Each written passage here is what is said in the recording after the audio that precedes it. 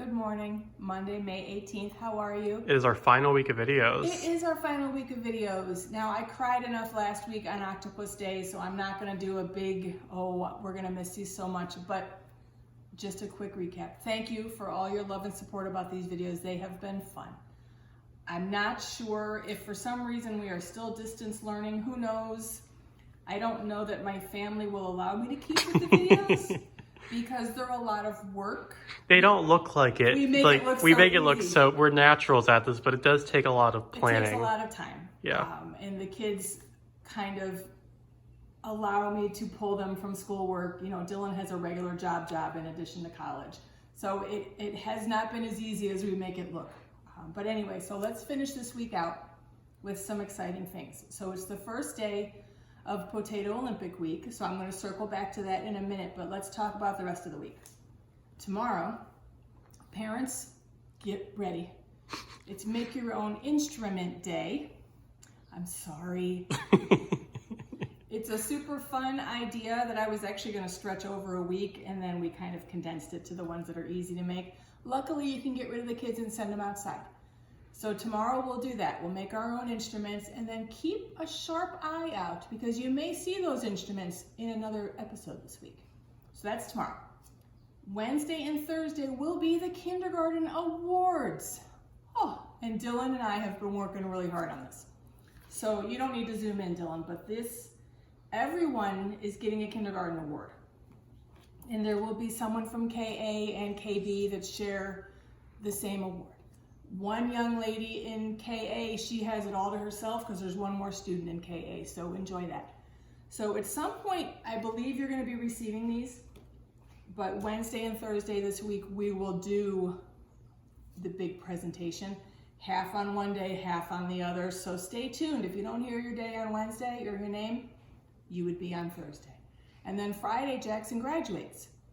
So it's a big, fun-filled week, so stay tuned for that. All right. Also, because it is so fun-filled, I can't easily finish Invisible Stanley, so I'm going to read today's and tomorrow's chapter, but then Dylan and I will do a separate video that will just finish out the book. So and you will get all of that. So if you've been on the edge of your seat wanting to know how we're going to see him again, then stay tuned and we'll have that all on there. Okay, back to Potato Olympics. So today, the opening ceremonies are shortly. So you may get this video before those. I hope they're fantastic. Or depending on Dylan's job, it might be this afternoon. I'm sure they were fantastic. So in celebration of Potato Olympics, I have brought up our baseball Build-A-Bear, our signed stomper. He's not even the mascot anymore. It's that grape now. I know. Yeah, they got rid of it. This is retro stomper from the high value. Right, but it's signed and everything. I mean, how much money do you think we could get for that? Desperate times call for desperate measures. All right, and then yesterday I had some fun making some Olympic themed food. So these are funfetti cookies. If you buy the funfetti cake mix, there is a recipe to turn them into cookies. So you'll see I did Olympic rings on those. Today for lunch, my family will be having Olympic pizza.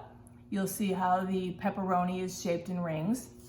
Now bear with me because my family doesn't get this. This is obviously the torch. What else would it be? The Olympic flame. So I thought those were fun. Okay. One last thing. I do have an Olympic ring dot to dot. So if these are your thing, I will attach it, print it out, have fun at home. Let me check my list. Okay, stay tuned for the book. Okay, you'll remember we're in the middle of chapter 5.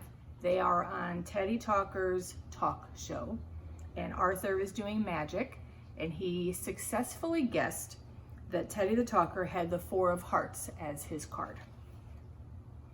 All right, so coming back. He had used a false deck in which every card was the 4 of hearts, and the audience would surely guess if that card was named again. Fortunately, the brothers had thought of this.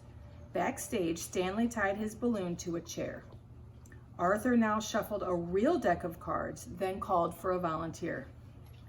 When an elderly gentleman came up onto stage, Stanley tiptoed out to stand behind him. The audience applauded the volunteer. How peculiar this is, Stanley thought. Hundreds of people looking, but not one can see me. Draw a card, sir, said Arthur. Thank you, keep it hidden, but picture it in your mind. Again, closing his eyes, he pretended to be thinking hard. A quick peek showed Stanley that the volunteer held the 10 of clubs. He tiptoed over to whisper in his brother's ear. Arthur opened his eyes. I have it. The card is the 10 of clubs. Yes, bravo, cried the old gentleman. The audience clapped hard as he returned to his seat. Mr. Lambchop smiled at the lady behind him. Our son, he said. So clever, said the lady. What will he do next? Mrs. Lambchop drew a deep breath. That morning, Stanley and Arthur had borrowed a pet frog from the boy next door. What came next, she knew, would be the most daring part of the evening's plan. Ladies and gentlemen, said Arthur, a new kind of magic.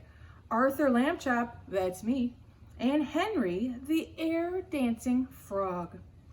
He lifted Henry from the box on Teddy Talker's desk and held him up. Henry, who appeared to be smiling, wore a little white shirt with an H on it, also made by Mrs. Lambchop. Fly, Henry, cried Arthur.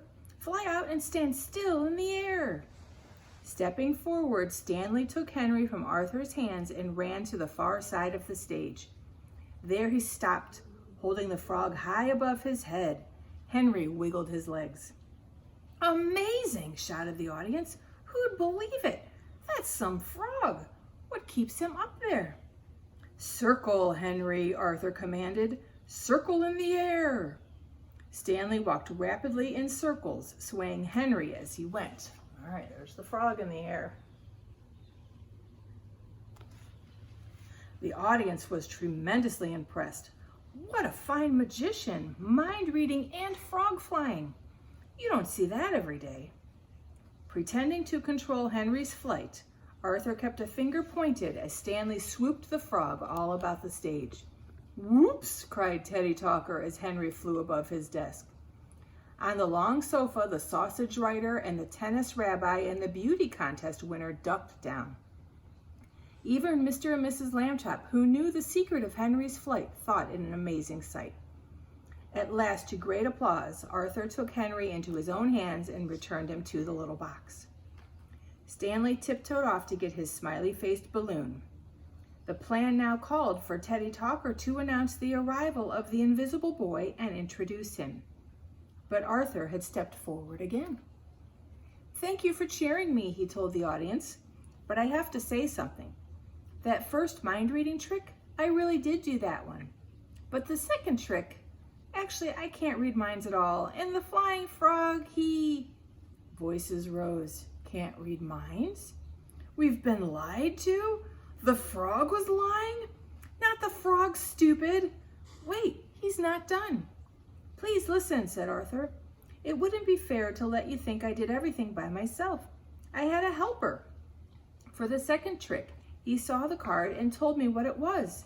And Henry, well, my helper was whooshing him in the air. By now, the audience was terribly confused. Who? What helper? It was just a regular frog? But some frogs fly. No, squirrels, not frogs. Whooshing? Arthur went on. My brother Stanley helped me. He fixed it for me to be on this show. He's a really nice brother, and I thank him a lot. Teddy Talker had sprung to his feet. Ladies and gentlemen, may I now present a very special guest who has been here all along, the invisible boy, Stanley Lambchop. Stanley came onto the stage carrying his smiley-faced balloon. Arthur put out his hand, and the audience could tell that Stanley had taken it. There was tremendous applause. All right, there's your picture.